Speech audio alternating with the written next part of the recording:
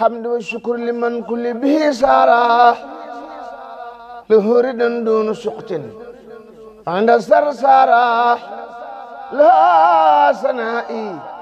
وردوان بلا سقط مصاد لي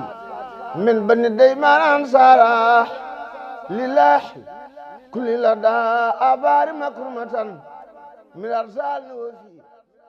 ñu ngi leen di nuyu di leen dalal ci seen émission université Cheikhul Khadim di bërëb bi nga xam ne dañ ci waxtaanee njàng ak mbindum Serigne Touba ñu tàmbale ko ci weerum safar bi di dem ci li nga xam ne mooy grand magal de Touba ñu ñaan yàlla ñu yegg seeg jàmm le 15 septembre bés bu nekk ci 21h45 ñuy dalal ay borom xam-xam ngir ñu gën a wasaare tas li nga xam ne mooy liggéeyum Serigne Touba ci bind waaye tey dañuy waxtaanee li nga xam ni mooy Touba ci wàllum décentralisation Touba ci wàllu li nga xam ni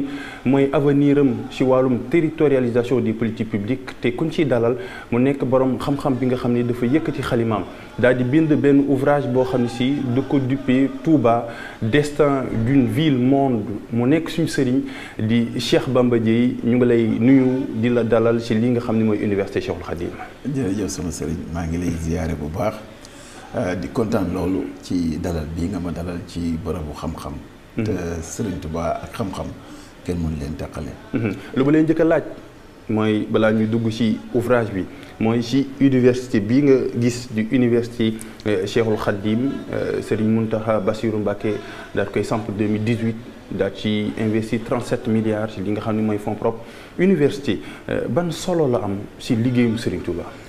dafa am solo bu rëy mais da nga may dimbali comme ñu ngi nekk ci weeru safar. waaw ma gannaaw ba ma sant yàlla julli ci Seydina Muhammad sallallahu alayhi wa sallam ba sant gërëm suñu xalif ki nga xamee ne moo dox suñu digganteeg Serigne Touba di Serigne Mountakha Bachir ñaan yàlla mi dara tawul yal na yàlla yokk taxawaayam. yokk kattanam yokk man-manam yokk ay fanam. ba li mu yéeneel Serigne Touba. ci ñi di koy gis ci ay jëfam di koy gis ci ay kàddoom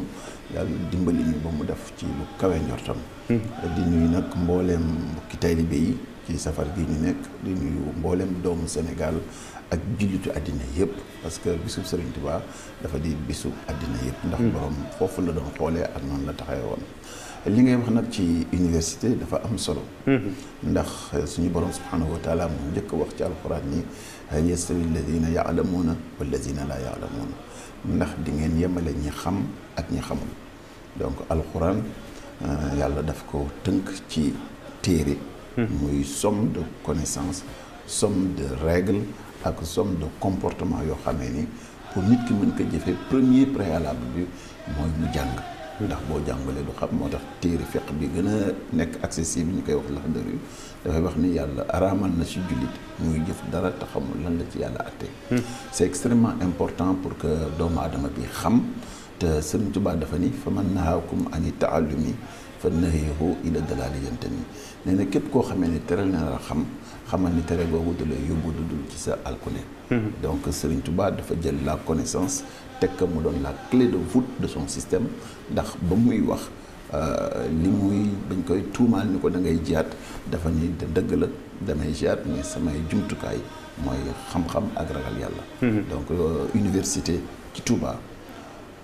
lu yanu maanaa la lu war a mën a nekk la c'est impératif kenn mënu koo teqale ak Serigne Touba. ndax léppam jàng la. te Touba daara la. waaw donc tey jii bu ko Sëñ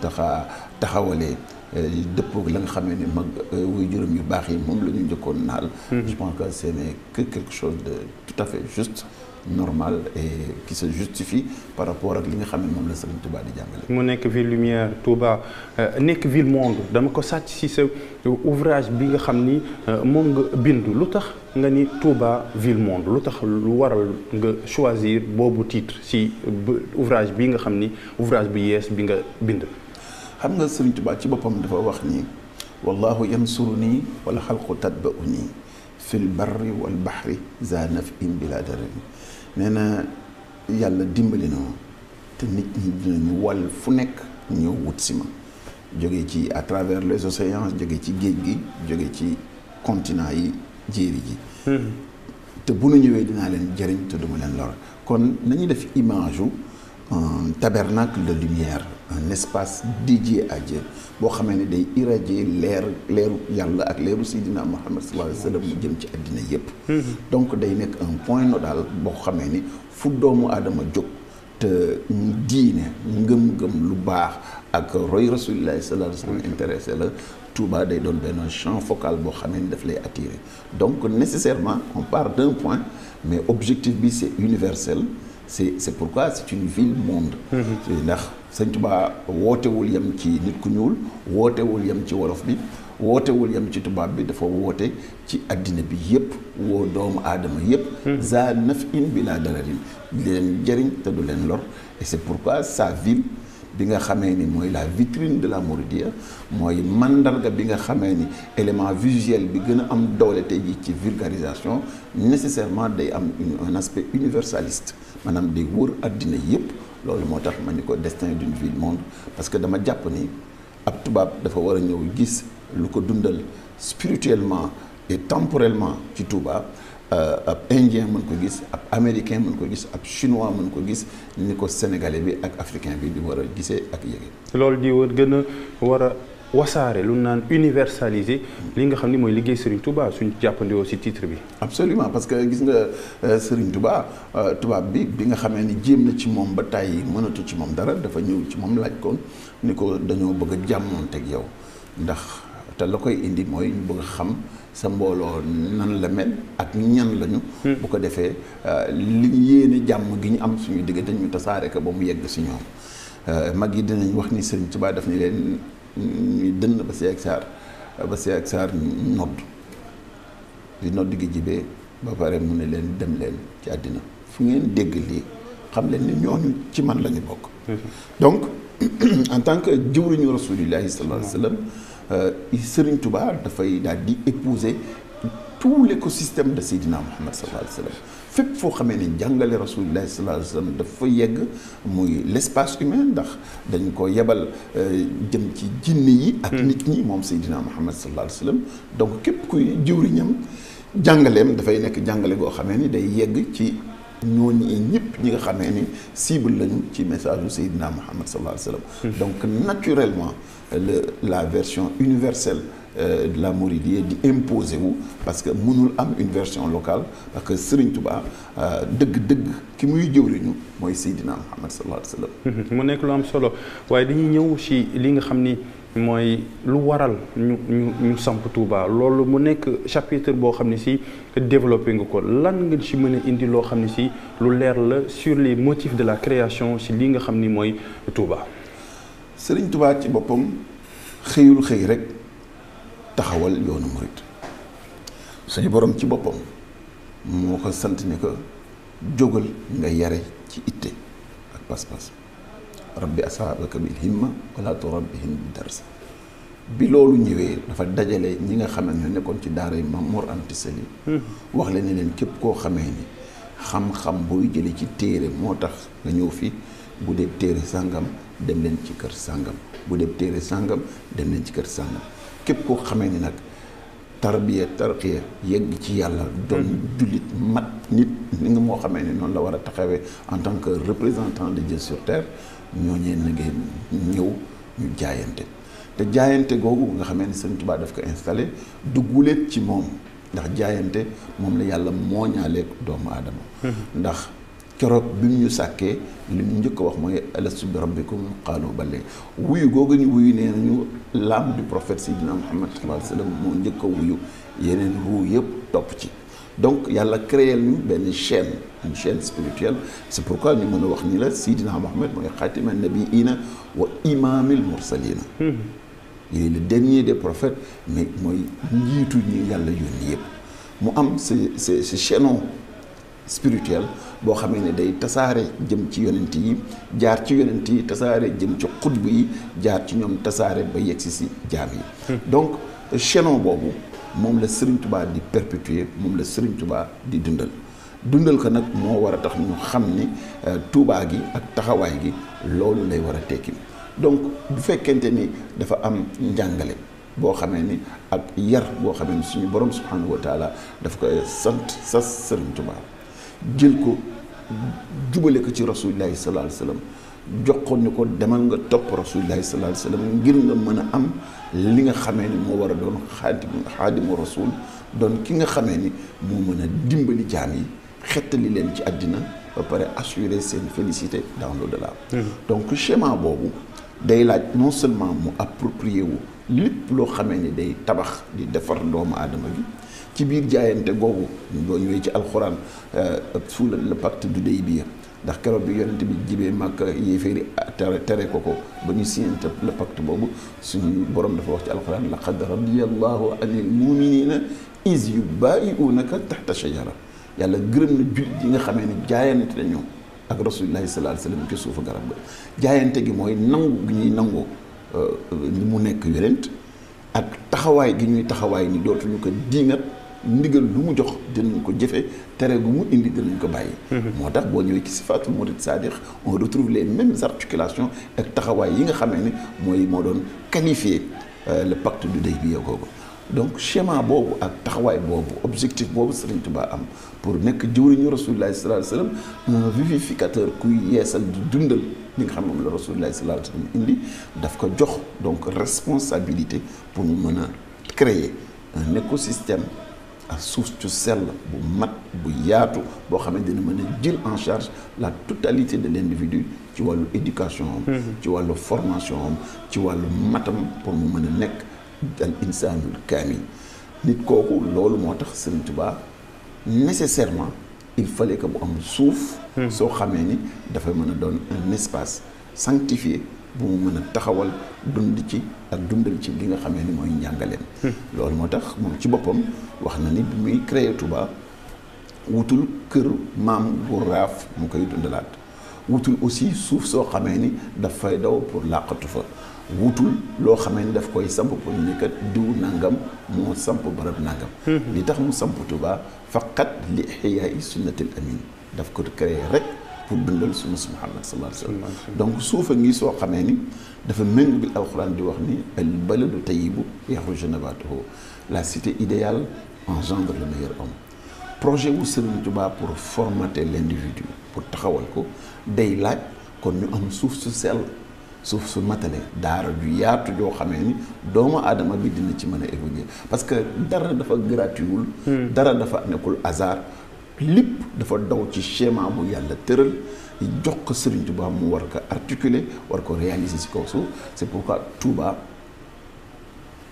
contrairement à beaucoup de cités dans le monde dañuy def di bis boo xam ne dafa di barab boo xamee ni suuf soo xamee ni borom dafa ko sàkk lu dul rek mu doon suuf su sell soo xamee ni dinañ fa yar ay taalibe yar fa doomu aadama moom mu ngi indi al xalifatullahi fil ard mooy al insaanul kaamil nit ku mat koo xamee ni dina mën a doon le représentant de Dieu sur terre. nga ni Touba daara ju yaatu la lu tax. daara ju yaatu la parce que objectif bi c'est le mouridisme c'est une école spirituelle donc bu sampee Touba c'est pour mandargaal école spirituelle boobu. daara jooju dafa yaatu tey jii ba jël proportion ak dayo dëkk mais bu ñu fàttee ni ab daara la dañ koy daal di yemaleeg dëkk bokkul mënul yem bokkuñu parce que imaginer rek daara ni mu toll bërëbu jàng la bërëbu yaru la bërëbu jaamu yàlla la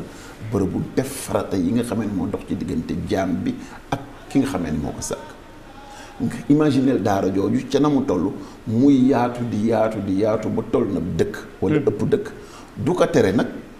arkaan yi ak objectif yi ak maanaa gi taxoon ñu samp daara jooju taxu déedéet kon lu dëkk bi rëy yaatu dafa war doon quartier bu nekk pénc mu nekk barab bu nekk dafa war a symboliser di sécréter di renvoyer ci idée wu daara ji ci nangu ndigal li ci nangu jëfe ndigal li ci moytu tere yi ci nangu moytu tere yi ci aussi am yëg ni da nga war a participer ndax Sëriñ Tuubaa moo wax ni tuuba li abdin muridin sadiqin lahumu bi xidmatin aw bi hubbin aw hadiyati donc xoolal li nga xamee ni nan la Touba di ñeele murid Touba est la demeure l'espace privilégié du mouride de l'aspirant ki nga xam ne dafa am yéene jëm ci yàlla ki nga xam ne ci dundam buggul dara dul ngërëmal yàlla fu mu mën a nekk noonee nan la koy dunde espace boobu bi xikmatin aw bi xubbin aw hadiyaati ni muy dunde espace boobu ci liggéey la koy def ci jaamu yàlla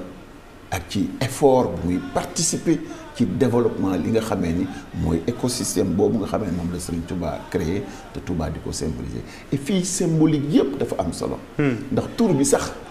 dafa am maanaam tur bi ci boppam ma ngay renvoyer boo demee ci Ibn Arabi daf lay wax ni Touba dafa di garab boo xamee ni ma nga ca biir àjjana yaatu na yaatuwaay boo xamee ne ab fas bu doon daw pendant 1000 ans du mën a def tur bi te garab gi dafay am ay meññeent yoo xamee ne garab gi day fay yaatu ba day yegsi ci kër ku nekk ci biir àjjana te garab googu day subvenir ci besoin wu ñu nekk waa àjjana yëpp lépp loo bëgg rek daf koy am donc symbole boobu bu yàlla yebalee doomu aadama ci kaw suuf pour mu jaamu ko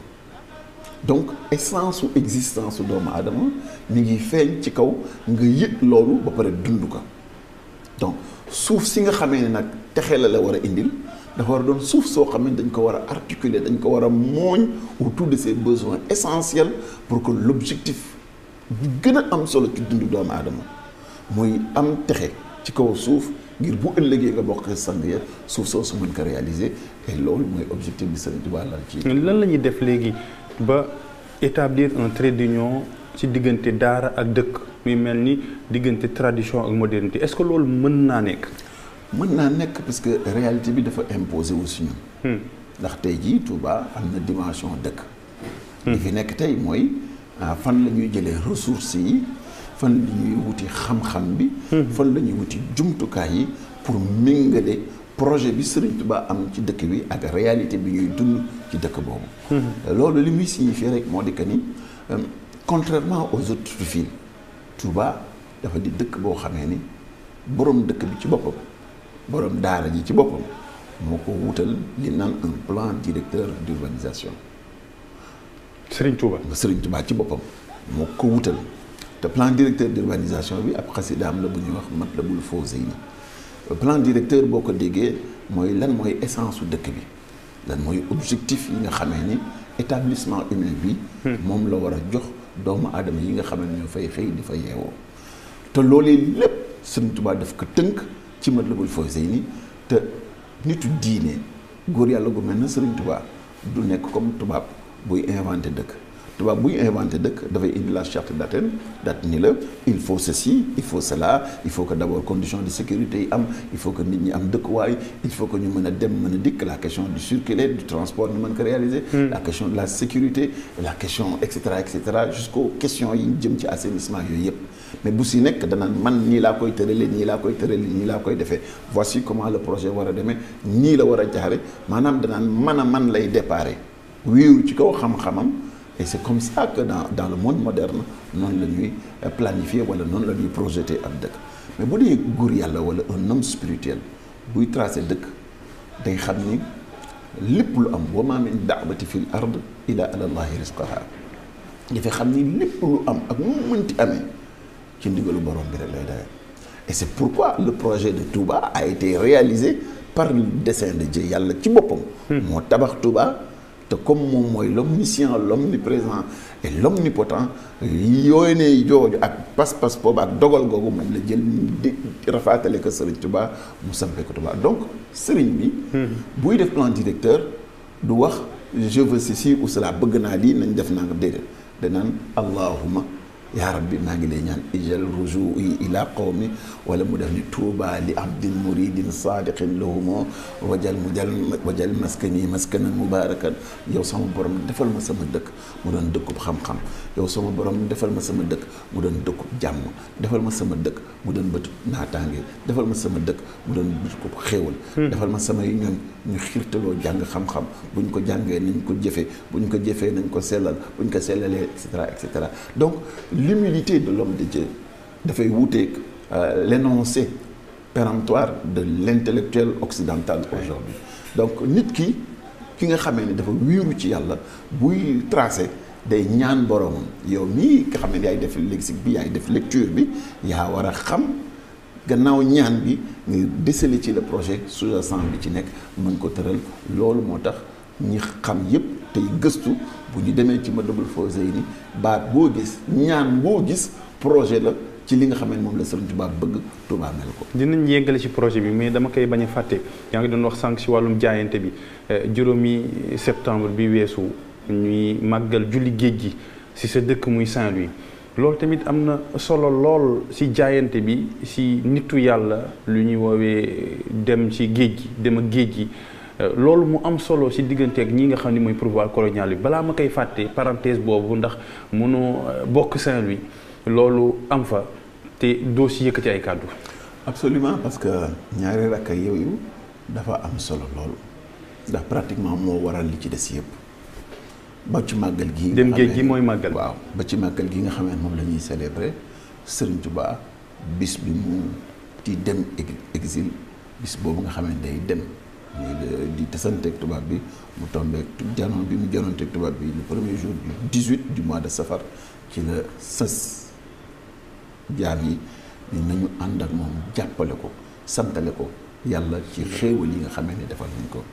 et loolu ci yoonu géej gi la te yoonu géej gi état bu Saint-Louis daf ci am solo lool muy le 5 septembre 1895 ci la Serigne Touba gannaaw le 10 août 1895 la tasanteeg tubaab bi à Jéewal ci lañ koy jël avec 150 spahis yi encadré que yam yóbbu Touba yoonu yóbbu Ndar. bi ñu koy yóbboo Ndar c'est la ñu am ce qu'on appelle les procès d'intention maanaam bu ñu gisee nit jàpp ni kii li muy dawal ak bu sottee day daan di doon loo xamee ni day annihiler maanaam day faagaagal day yàq seen yéene ñoom bi ñu am pour dominer Afrique pour utiliser suñuy ressources maintenir nous dans le sous-développement et la colonisation bi ñu gisee ni Serigne Touba dafa ñëw ak un modèle qui est extraordinairement pertinent parce que combat boo gis dafay laaj ñii jàmmaarloo ku nekk ñëwee ak say gànnaay histoire dafa wane ni pot de terre du xeex ak pot de fer maanaam ban amul kattan par rapport ak weñ combat militaire yi nga xamee ni africains yi engagé woon nañ ko ak résistants yëpp engagé woon nañ ko ak tubaab bi finalité bi xam nañ ko parce que rapport de force bi dafa yemul woon ñii ils étaient dans l'ère industrielle ñii des ci ère ba ñu nekkoon démb ak bërki démb avec des moyens très rudimentaires pour mën a taxaw jàmmaarloog tubaab bi Sëñ Tuubaa bi mu ñëwee dafa ñëw samp li naan jihaadu nafs muy jihaadul akbar muy xeex bu mag bi moo tax bi ñu ko waxee ne que da ngay jihaad daf leen dëgg la wa ma xaalukum inni ujahidu inni li wajhi illaahi jalla ujahidu inni ujahidu bil ulum wa bi tuqaa su ngeen dee wax ni damay xeex wala damay guerre def la guerre sainte je vous donne entièrement raison li ngeen wax dëgg la je l'assume je suis un combattant je suis un djihadiste au sens nag étymologique ou xaddimien du terme. bokkul bu njàq il faut que ñu dégg ko. ci ni nga xamee ni noonu la jihaad muy effort bi ngay fournir ci sa jëmmi bopp. te même di doon l'autre face même de la mouridiyya l'aspiration. parce que aspiration mooy intentionnalité bi jëf ji jihaad la war a doon jëf ji effort la war a doon xitma la war a doon Sëriñ Tuubaa ni leen bu ngeen waxee ni da ngeen ni defe ni damay jihaad dëgg la waaye man inni ujahidu bil ulum wa bi tuqaa c'est extrêmement important que ñuy taxaw di def exégèse situation yi ak réaction yi nga xamee ni protagonistes yi am nañ ko kii dafa indil Serigne Touba la force militaire Serigne Touba convoqué la foi et la science nañ décortiquer ñaar yëpp la science waaw moo lay permettre nga def théorie des vérités scientifiques théorie yooyu nga def ko sous forme de théorème mu dem dans l'industrie ou dans la production transformée des biens matériels wëlbatiku doon de la richesse ñu jaay ko mu doon un pouvoir économique la foi mooy li nga xam ne mooy réconcilier doomu aadama bi ak li mu doon son essence profonde li tax suñu borom sàkk ko bu ko defee ñaar yooyu boo leen dajalee mooy donner un sens à la vie te mooy construire li ñu naan la félicité dans les deux mondes waaw loolu moo tax aussi Serigne Touba bi mu jàmmaarloog tubaab bi en convoquant la science daf leen yóbbu ci terrain ak champ de bataille boo xamee ni bokkul ak seen champ de bataille ndax dans la confrontation militaire c'est les forces militaires seulement mais booy xeex ak nit ci science xeex boobu dafa yaatu ndax dafay laaj ak gëm yàlla dafay laaj yar ruu gi yar jëmm ci yar taxawaay bi yar conscience bi yar intellectuel bi yar qualité de vie bi yar morale de vie bi ce qui veut dire que même si tu arrives par la force militaire dominer jëmm ji boo nootee jëmm ji li des ci jëmm ji yépp daf lay échapper te chaque fois que bu nootaay bi faiblirait l'individu retrouve la totalité de ses forces et encore que même quand tu exerces la force militaire mënuloo ko départir ak li tax muy essence dundam et c'est ça la grande victoire de Serigne Touba loolu moo tax digganteem ak tubaab bi mu ne sama diggante ak tubaab bi wolu déegéet la dana mokk te kenn du dégg kàndang maanaam c'est une cuisine interne et douce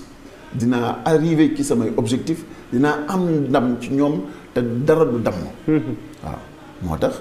moo nooyal bool yi moo nooyal lal yi niinal bool yi te tibbul tëddul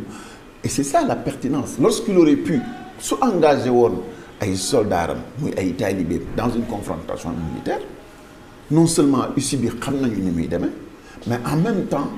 il aurait condamné des générations d'intellectuels parce que boo jëlee benn temps sa borom sas la nga ubbi sa daara di yar nit ñi ci itte di leen def ay taalibe tu formes des consciences da ngay former des élites. oui. et chaque fois bu ñu réew yi ñuy dominer di leen déculturer yépp c'est en l'absence d'élite nit pour nga mën ko am pour nga am gaañu biir bu wér a wér foog nga lessiver ay élites am boo jeexalee faagaagalee élite yépp ñi nga xamee ni ñëpp dañuy assurer la transmission de la connaissance transmission wu mbaax yi ak aada yeeg ëdëb yi ñooñu bu ñu raafee ay tonneau vide moo fay des te bu ñëwee la culture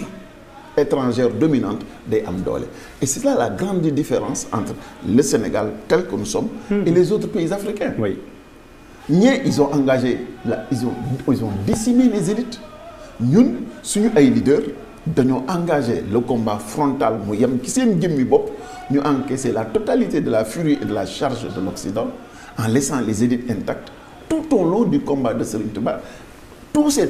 daaraam yépp ñu ngi doon fonctionner. Oui. C'était à flot continu ñu ngi yar xale yi di leen tarbiya di leen tarqiya di leen tasfiya en aucune manière et en aucun moment du combat entre Serigne Touba et l'entité coloniale la fulgurance du mouridisme a été interrompue. C'est pourquoi aujourd'hui nga mën a xam li tax mbir mi toll fii mu toll nii loolu moo tax ñu am compréhension bi ñu ci war a am et le 5 septembre day renvoyer à l'exceptionnalité que représente Serigne Touba et sa stratégie dafa di un intellectuel et un stratège hors pair parce que bu ñu la nee ay wa ñu jàmmaarloo doo daw rek daanu ci parce que ki naan la ay wa ñu jàmmaarloo waaj na boppam pare na boppam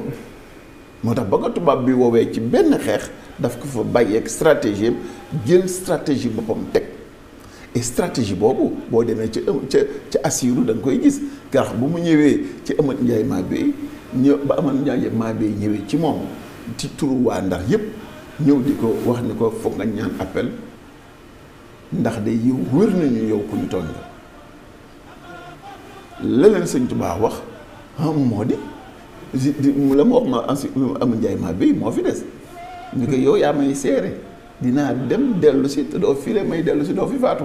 nga xamee ni kon kii di dem xam na ci li mu jëm lu mu doon xam na issue wu combat bi lan la il était certain de son retour il avait les assurances qu'il fallait ndax yàlla li mu doon seet moo di dans la dureté de l'épreuve dans la résilience bi Serigne Touba di am ci charge bi tubaab bi di teg ci kawam nan lay comporté woo est-ce que day rester fidèle à l'enseignement de Seydina Mohamed wala boog day mel na ñeneen ñi moo tax Cheikh Abdoulaye Dieye dafay wax naan ci di ko way ci benn wayam bu ñuy wax gis bul mu tàlliqin daal di ne ko moom Serigne Touba ku fi mos a jekkale yow rek yaa fi jekku jéggale ku ñëw ci yow nga àggale ci laaw buul mat a gëm dans cette confrontation mu ne que moom Serigne Touba ak tubaab bi dafa ne ñu génn moom réew mi ni mes tàbbi si biir mbeex mi ni mes kanu ki fetal ñu naan ko xis di gën di yéemu ci mbiram ñook moom ba seen pexe yee jeex ñu yéemu naan ko yaa di cheikh dellul sa réew ndax ñu feex sant ñu war nit ñi la gën donc c'est Serigne Touba ci taxawaay boobu et on comprend pourquoi il n'a pas choisi son retour comme moyen de célébration et c'est le départ de l'épreuve bi nga xamee ne moo caractériser le mouridisme di caractériser taxawaayu Serigne Touba moom la ñu Serigne bi sant ñu àndaleeg moom di ko santale yàlla ki xéewal yi nga xam ne defal nañ ko te les bénéficiaires c'est nous les talibés c'est nous la descendance de Adam parce que li Serigne Touba ëmb pour doomu Adama yëpp la. lu am solo la si li nga xam ne mooy 5 septembre ak jàmmarloo bi nga xam ni sëñ bi am na ko ak ñi nga xam ne ñooy colonisateurs yi ñu ñëwaat si Touba destin d'une ville monde nga ni Touba dafa war am na un statut spécial mais dañ ko war a renforcer c'est ça. waaw ndax déjà aujourd'hui il faut que ñu xam fi ñu déparé nee naa la Serigne Touba dafa créer Touba en 1888. oui ci pas-pas gu mu am pour donner corps à son idéologie sa vision du monde. Sa responsabilité sas wi ko yàlla sas pour mu yar doomu aadama yi préparer leen pour ñu assumer seen ubudiyya assumer seen insaniya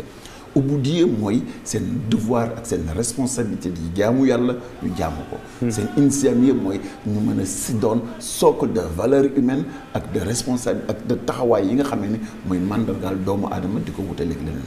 donc ci loolu. ñu xam ni kon dëkk la boo xamee ni borom bi mu koy sos daf ko sos pour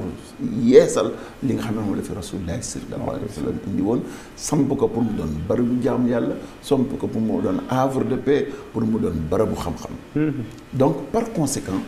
lépp loo xamee ni dañ ko bëgg a def ci dëkk boobu il faut que ñu xam cosaanam ça ne sert à rien di ko wutal mbubb moo xamee ni. dafay gàtt ci moom trop wala muy yëmbax ci moom lool. te mu am mbubu boppam ndax borom daf ko wutal plan directeur. donc bu loolu leeree ñu xam ni kon à Touba comme ni ma koy waxee c'est une daara qui a pris les proportions d'une ville. Oui. Et la meilleure manière de gérer ce territoire c'est de comprendre l'essence du pourquoi la ville a été créée saa yu ñu ko fàttee rek lu ñu ko dugal rek day am retard day am manquement day am taxawaay. La réalité aujourd'hui dañu nekk dans un monde où la décentralisation dafa am pas-pas ak envergure même su fekkente ni booy def analyse historique di nga xamee ni c'est la décentralisation qui a permis à l'Égypte antique de dominer le monde c'est cette même politique de décentralisation qui a permis à la Grèce ou à Rome d'avoir des empires à la dimension d'un continent donc tey jii depuis que doomu aadama nekk fii ba ci empire Soundiata du Mali bi nekkoon fii si ñun nga xamee ni dafay dominer Mali Guinée Sénégal ak une partie de la Mauritanie ak beaucoup du Niger et du Burkina yooyu yëpp pour ñu mënoon am nga mën a gérer am réew boo xamee ni lamine yi bokkul pas-pas yi bokkul histoire yi bokkul il faut que décentralisation am il faut que nit ñi fa ñu nekk nga territorialiser politique publique yi donc c'est une donnée qui est aussi vieille que le monde. Oui. kon tey buñ ci nekkee ba politique yi xam ni pour ñu mën a développer territoire yi il faut que ñu territorialiser politique publique yi maanaam li ñuy yéene pour di ko yéene gox yi il faut que ñu bàyyeekaat waa gox ba pour ñu dund ko ndax loo xam ma dem ba gën la xam boppam bu loolu leeree muy benn bi ci suñuy code de collectivité territoriale ñu indi ci un principe celui de la subsidiarité maanaam lépp loo xamee ni sañ-sañ ak kattan boo xamee ni ñi nekk ci gox bi mën nañ ko jaratul ñu koy dénk ñi nekk ca kaw donc mu laaj ni boo dajalee loolu lépp ñu indi benn vocable di ko tuddee la territorialisation des politiques publiques mais bu ñu analyser Touba 1888 2022 da ngay gis ni fulgurance bi dëkk bi am tey jii 500 kilomètres carrés la. ba pare doon la deuxième ville du Sénégal du point de vue population et économique ba pare doon la première ville ci yaatuwaay ndax moo gën a rëy Dakar foofu réalité histoire am boobu ak évolution politico-économique du Sénégal il faut que ñu dajale leen waruñoo nekk en contradiction dañoo war a ànd loolu moo tax ma ni la en plus de la territorialisation des politiques publiques pour que Touba mën a assumer son destin de ville-monde dëppook njàngale yi Serigne Touba il faut que pour ce territoire spécifique daara ji nga xam ne dafa jël taayu dëkk il faut que ñu territorialiser le mode de management maanaam en plus de la territorialisation des politiques publiques ni nga xam ne noonu la ñu wax ni koppar yeeg kattan yeeg yëpp dañ koy dajale ñëw ci gox bi mais niñ koy tëralee cette fois-ci dañoo war a am woyof ak nanditegu xam ni kat barab bi dafa laaj benn spécial mode de gestion ñu accepter loolu transition boobu. loolu fan lay jaar fan la war a jaar. tey ci yoon la war a jaar. absolument ci yoon. ci yoon la war a jaar li tax mu war a jaar ci yoon. ndax ay loi ci république amul benn sens lu dul rek encadré ni nga xam ne noonu la doomu aadama yi bëgg dundee ndax bu dee réewu africain di réewu Sénégal jàpp naa ni bokkul ci nandite bëgg ko administrer ak ay réalité Japon boo buggee Sénégalais bi gis boppam ci biir Sénégal am nga intérêt loi yi ngay voté assemblée nationale organisation bi ngay am mu dëppook aada yi dëppook ngëm-ngëm yi dëppook pas-pas yi parce que gestion ak politique publique du dara lu dul rek amul un schéma établi ce n'est pas parce que tubaab bi nii la ñu réfléchir ci seen addina nii la ñu organiser seen territoire qu'absolument addina yépp noonu la ñu war a demee tey jii boo jëlee le cas du Japon c'est un des pays les plus modernes de la terre et pourtant ñu ngi conserver seeni tradition cër ak dayoo empereur am du mos a wàññeeku et même si fekkente ni premier ministre bi mooy diriger la politique publique au Japon il reste en deçà de l'empereur. Monaco principauté. Absolument. Donc tey jii pour revenir à Touba. nañu xool les faits politiques d'abord les faits politiques dañu wan ni même ñun parti politique yi en l'absence même de la loi nangu nañu ni. territoire spécial la. lu tax ngeen nangu ko c'est important. parce que xam nga loolu moo tax les lois loi bu pertinente warul jéem a gëmm wala dandu la réalité du terrain. waaw loi bu pertinente mooy loi bi nga xam ne day fekk ni ñuy dunde mu organiser que de telle sorte que benn ngaañ bañ see nekk mais mu dëppook bëgg-bëgg yi jàpp naa ni en tant que politique ak de plus man ma doon taalibe di doomu taalibe am cër ci yoon wi yore daara di cheikhul murabbi amul problème ci man ma comprendre spécificité wu Touba ak li nga xamee ni mooy nécessité wu am statut spécial kon li ñuy wax nii dañ koy wax jëm ci ñi nga xamee ni amuñu particularité boobu nga xamee ni mooy sama particularité. parce que dañu Sénégal c'est une république laïque. Une république laïque. moo tax dañu doon ñëw ci yoon si principe yi ci principe waaw. mode de gestion. waaw il faut que ñu inventif lan moo tax ñuy def ay élections c'est pour que chacun amène sa propre touche. et que touche bu ñëw ñu évaluer que en fonction li nga xam ne mooy politique publique yi bu pertinente ñu dollil ko bu pertinente leen ñu débarrassé wu ci. donc il faut que ñu décomplexer suñu bopp aussi parce que laïcité bi ak la république li koy def mooy ce sont les lois que nous votons. oui. et une fois que nous votons une loi day du porter une loi de Touba et cetera ça devient une loi de la république et par conséquent. si on est sérieux avec nous-mêmes man un acteur politique ñun acteur politique yëpp ñu am unanimité ni Touba moom mënuñu fa am ay liste concurrente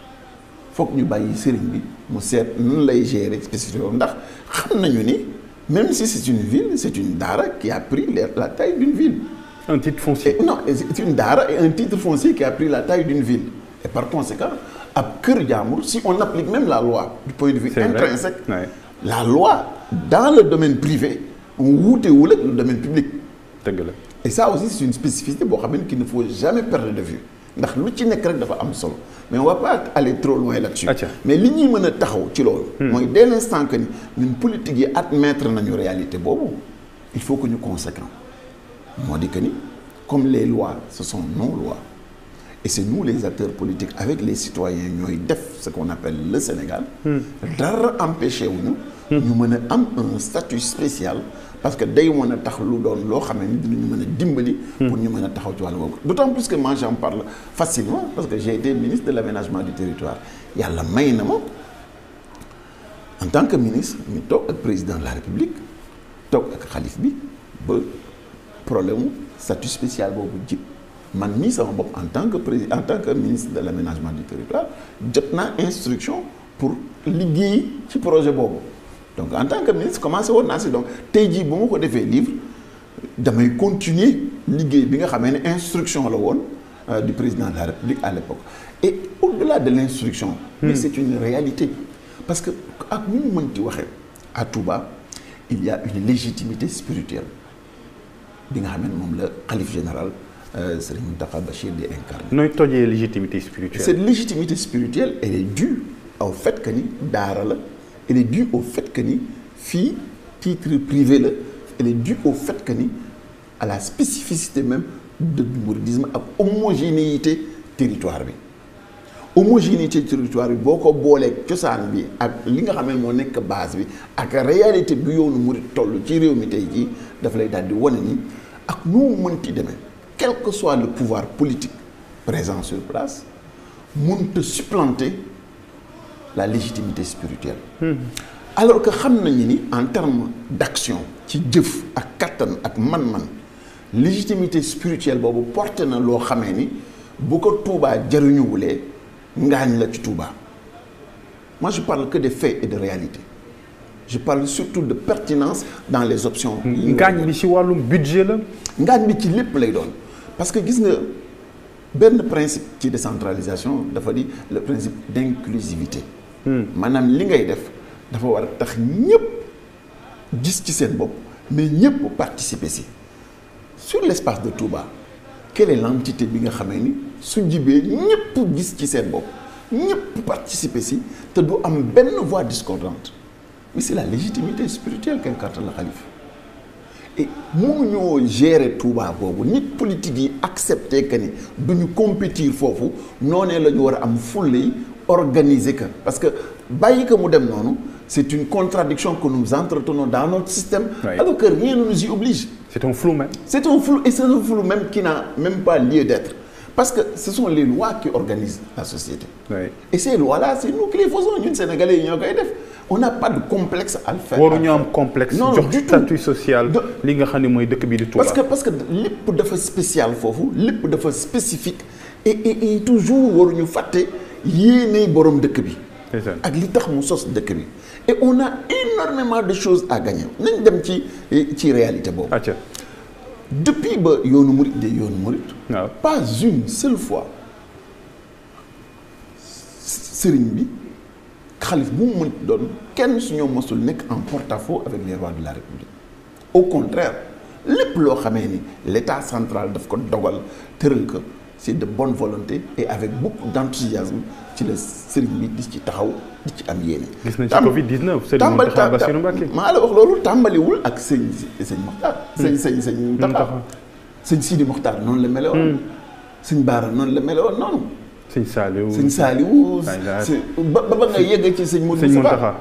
ba nga yegg ci sëñ Modou Moustapha amul benn yoon boo xamee ni nekk nañu en porte-à-faux avec li nga xamee ni mooy arcane yi justifier la stabilité de notre pays le fait que ñu nekk une république donc foofu on ne peut pas chercher la petite bête. Oui. Donc li fi nekk léegi mooy ban stratégie la ñu war a utiliser méngoog territoire bi pour mën a propulser développement wam li muy wane mooy tey jii légitimité bi nga xamee ni xalif bi am na bu ñu góorgóorloo ba légitimité boobu daal di ëmb la collectivité territoriale. dynamique bi muy àndal dafay jéggi dayoo ndax tey jii wóor na ni la mairie bi bu yabalee ca marché Ocass di jël ay impôts wala bara patente wala lu mu mënti demee dafay am énormément de difficultés pour jot ko te bu sëriñ bi wootee ni ay waleen ci instant bi ñu am n fois le budget de la commune. loolu contradiction la. te mënuñoo d'accord ab dëkk bu toll na fi Touba toll tey jii budget di nekk le 10e du budget de Dakar. le 10e du budget de Dakar xel mënu koo nangu. donc am na foofu weñ gi demee et le développement c'est rechercher les stratégies c'est voir les forces les atouts yi nga xam ne moom le territoire yi am et exploiter leen et maximiser leen. tey jii bu ñu jëlee xalif bi dem plus loin. def que le centre nodal de la légitimité politique là-bas nga xamee ni tey jii dans un statut spécial xalif bi ci boppam mooy tànn élection simulacre bi ñuy def ni amatu fa parce que amul raison d'être. bu ko defee xalif bi si boppam day seet tànn ki nga xamee ni moom la jàpp ni mooy diriger la collectivité territoriale sas ka ndigal comme ni nga xam ne noonu la sasee ki nga xam ne moom la jëwriñ ji mu dénk université Touba te nga gis fulgurance su liggéey bi ak jëwriñ ji mu dénk sécurité Touba ak jëwriñ ji nga xam ne dénk na ko leneen kii mu dénk ko leneen kii mu dénk ko leneen donc en ce moment là le citoyen mouride il n'aura plus le sentiment d'avoir affaire à un politicien ou à un politique day gis jëwriñu Serigne Touba bu taxaw ak sas woo xamee ni kilifa gi ci boppam moo ko dénk day am légitimité parce que loolu moo lay expliquer pourquoi tey jii Touba sa kanam mën a am un budget qui fait 2 fois ou plus que cela même le budget de la ville de Touba donc il y a une contradiction bu rëy boo xamee ni ci mécanisme ak point d'appui yi ñu war a am ci Touba pour mu yëkkati ko et je donne un exemple précis tey jii ñu dem ci vision bu Serigne Touba Serigne Touba dafa bëgg a def Touba muy un centre de savoir donc d'où la justification pas seulement de l'université bi sëñ Mamor moom sëñ Moutala ñu ngi tabax beneen tamit bu am doole bu am solo te yooyu yëpp ci schéma bi Serigne Touba lañu mais un centre de savoir dafa war a am une bibliothèque de référence tey jii suñu yéene ñun ab murid la mais bu doon sama sago waxuma la bibliothèque d'Alexandrie mais bibliothèque du Congrès américain bu ko toll noonu dina war a nekk Touba ñëpp di fa ñëw parce que gis nga attractivité wu dëkk bi dañoo war a xam ni Touba day participer ci vulgarisation wu yoonu murid donc mënuñoo indi pertinence su Touba ndax sëñ Touba dafa wax ni li ghayri intiha bil muntaqa kulli zi shaqa wa yanxu bihi naxwi sayidun wa zutuqa nee na sama borom soreel na ma yóbbu na faneen fu dul ci sama keppaar képp koo xam ne ni texee di ñel na la ñan la ma indi nag mu ne sang yi ak wooy ragal yi ce sont les élites que Serigne Touba ambitionne de mettre en place et raison pour laquelle l'écosystème de Touba ne peut plus se suffire à l'organisation administrative ni mu demee nii parce que wane na ay limites yooyu du ñu tere ñun le code des collectivités locales nous permet d'évoluer nous permet aussi d'avoir le courage en fonction de nos réalités propres ci li nga xam ne moom la ñu am muy suñuy spécificité muy li nga xam ne bokkuñ ko kenn ndax jëmm ju mel na Serigne Touba ñun Sénégal ñoo ko am keneen amu ko ni mu sampee Touba ñun ñoo ko am keneen amu ko ni mu ko organiser ñun ñoo ko am keneen amu ko Xaadimu Rasuul charge ak mission boobu ñun ñoo ko am keneen amu ko donc suuf si nga xamee ni mooy usine bi mu war a créer al muridu sadiq wal insaanul kaamil suuf soosu dafa war a nekk un espace de connaissance donc bu taxawee noonu dafa war a nekk un espace boo xamee ni léppi Touba dafa war a doon un élément d'attractivité et un élément de vulgarisation tey jii la question de la séquestration de carbone. yaa ngi naan Touba ville verte. waaw maître Madické Niang mi ngi koy wax ci préface bi. waaw donc ci wàllu googu dafa di élément bu am solo Serigne Touba bu doonee jëwriñu Rasulillahi sallallahu alayhi wa sallam sa ville dafa war a am les caractéristiques de Touba du paradis et du paradis tel que ni ko alxuraan indee janaatin tajri min tahtiha al-anhar donc il faut que ñu mën a organiser l'écosystème de telle sorte que ce soit une ville verte une ville boo xamee ni foo mën a dem les essences arboricoles qualité de l'aménagement espace public yi ni ñu koy taxawale ni nga xamee ni la végétalisation wu dëkk bi ni muy ñëwee loolu rek dafa waroon tax boo duggee Touba mu doy la sëkk pour nga jébbalu ci Serigne Touba nga ñëw nag sur la question de la propreté waaw parce que boo seetee une ville comme Paris moom rek am na plus de 600 automobiles pour gérer le nettoiement de la ville dans la dimension bi ñu toll nii pourquoi le statut spécial s'impose à nous parce que tey jii dafa wóor ni tey jii bu ñu defoon un programme de 20, 25 ou 30 milliards pour dire que ni lii mooy assurer la gestion et l'équipement de la ville de Touba pour que mu am un standard international en termes de propreté parce que an-nazafatu min al-iman la propreté est un aspect de la foi donc mënuñoo am dëkk Serigne Touba te nekkul la plus propre des cités du monde liggéeyal Serigne Touba ci loolu dafa di farata donc loolu moo tax ñu war a xam ni tey jii il n'y a que la légitimité spirituelle bi nga xam ne moo war a porter la collectivité territoriale pour mën ko permettre mu am capacité ak dayowu initier projet bu toll noonu taalibe yëpp fekk si ko ñu mën ko réaliser. yemul ci loolu pour que Touba mën a doon li moo doon tey jii gis nga Serigne Touba Serigne bu mag bi ci yéene xalif général ñu ngi dëkkmal li nga xam ne moom la Serigne Touba yéene ci biir Matlabul Fawzayni ndax Serigne Touba wax na ni ndox mu neex muy law dina am biir Touba. moo tax initiative bi nga xamee ni tey jii Touba xepp jël na ko ci ndigalu xalif bi mooy liggéey pour que ñu am benn amani d'eau buy jógee Lac de Guiers di ñot di ndox mi ba mu yegg si biir Touba méngoog li nga xam ne moom la Serigne Touba wolof nee na ku mën sa lépp day déggoo. mais loolu aussi dafa di loo xamee ni du rek xëcc ndox mi mu ñëw. il y a les usages yi nga xam ne ndox mi dina ko am il y a aussi les usages pas seulement à Touba mais li nga xam ne daf koy def depuis le point premier mooy au niveau de Kër Momar Sarr du point de jonction bi ba muy yegg si su Touba interland boobu yëpp écosystème bi day daal di changer intégration bi day daal di changer koom-koom ba day daal di soppeeku donc bu ñuy demee ci loolu. bu ndox ñëwee ci biir Touba. c'est un apprenti aménagiste soo ko bëggee mooy wax ak yow ça change l'écosystème de Touba ça dafay soppi bu baax xar kanamu Touba di soppi cadre de vie wu Touba di indiwaat yeneen xeetu aménagement yoo xamee ni imagineel jëlal sa xel mi mu daw bu ndox mu neex buy wal duggee biir Touba nga xam ne ni Touba nekkee banque céréalière ceeb beeg li ñuy bay yépp ci vallée bi mën a jël par des péniches di daw ba biir Touba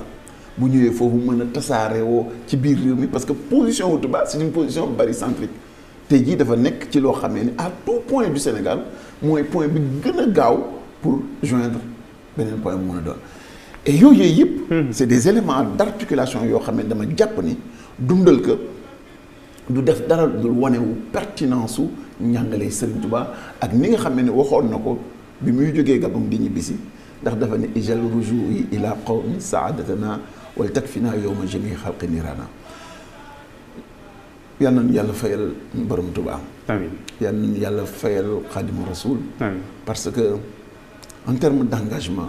ak de yéene pour transformer ce pays positivement pour dimbali ñu pour doomu aadama yi et résoudre la question de la pauvreté. de la pauvreté la question d'un cadre de vie déficient pour mën a taxaw ci taxawaayam jiggi na dayoo moo tax mu def ni ñaan sama borom defal sama ñibbi ji mais ñibbi ci samay ñoom mu doon seen texe et texe dans la vision de Serigne Touba c'est à double volant mooy texe ci àddina am les conditions d'existence optimisées texe ci àllaaxira ne dem àjjana bokk ca sang ya. amiin yal nañu koy yàlla may sama sëriñ maa ngi lay gërëm def nañ 52 minutes waaye. déjà daa mel ni 10 minutes lañ def. maa ngi da nga may ma yeggale benn affaire boo xam ne bismillah dama si fàtte. toujours dans ce projet là je pense que ni pour que Touba donne cette cité avec son destin monde ndax sëriñ bi wax na ni ñëpp dinañu ñëw pour mu jàppale leen dimbali leen il faut que sur le plan de la sécurité. ndox mu neex moom bu ñëwee dina indi qualité de vie il faut que Touba donne un centre pour le tourisme médical donne un centre pour li naan la ville intelligente pour que mu doon toutes les articulations yi nga xamee ni parce que pour ñu wan nit ñi ni Serigne Touba moo yore les clés du développement de notre pays pour que ñu wan nit ñi ni dem ci Serigne Touba jubóog moom wéy ci ay yoonam topp tëralin yi muy tëral dinañu teqaleeg ñàkk dinañu teqaleeg jafe-jafe dinañu teqaleeg ràgg xol ak ràggu yaram je pense que ni loolu mooy schéma bi nga xam ne moom laa yéene dëxëñ ko ci livre boobu et l'une des portes d'entrée mooy le statut spécial buy delloo cër yëpp ci xalif bi ànd ak l'autorité politique parce que le schéma que je propose dàqul état ci biir mbir mi daf ci ànd en alliance intelligente pour que ñu mën a tabax loo xamee ni dina mën a qualifier un établissement humain mais en même temps day doon lampe boo xamee ni dina mën a dimbali yeneen gox yi comme ni Touba nekkee modèle te lépp lu réussir Touba dëkk boo ko yëkkati bu ñu ne mbokki taalibe yi def nañ ko sénégalais yi nekk Touba def nañ ko day mën a doon un exemple à multiplier mais imagine-toi la dynamique de Touba nga xam ne tey jii wóor nañu ni lépp loo xam ne Touba bëgg na ko ci ñi nga xam ne mooy tax ñu naan cadre de vie amélioré na buñ ci taxawee ci ndigalu sëriñ bi lu ñuy sottal la ci ay délais yu gaaw et je pense que exemple boobu buñ ko réaliser buñ ko généraliser ci Sénégal mën na dimbali réew mi bu baax. incha allah Touba destin d'une ville monde di téere bu yees bi nga xam ne Cheikh Bamba Dièye bind na ko ku ko préface di maître Madické Niang postface Khadim Bamba Diagne bi nga xam ne daloon nañ ko fii ak professeur Songa Diouf sama sëriñ ñi ngi lay jaajëfal ci leeral bi nga xam ni ci lampe bi nga xam ne taal nga ko ci université Cheikhoul Khadim. jërëjëf maa ngi lay fay di ziare di nuyu mbokki taalibe yëpp te di souhaiter un bon magal à tous les mourides du Sénégal et du monde. incha allah di gërëm tamit ñi nga xam ne ñoo jàppoon ci technique bi ba émission bi mën a am ci jàmm lii mooy université Cheikhoul Khadim bërëb bu ñuy waxtaanee di jàngale. wala di jàng ci njàngalem Serigne Touba bés bu nekk 21h45 ma leen di jox dig daje ëllëg ci beneen numéro ci université Cheikhoul Khadim ci ITV. hamdu wa shukru liman kulli bihi sara lahu ridan dunu suqtin anda sarsara la sana'i wa ridwanin bila sifatin muskhadali من بني ديمان أنصارا لله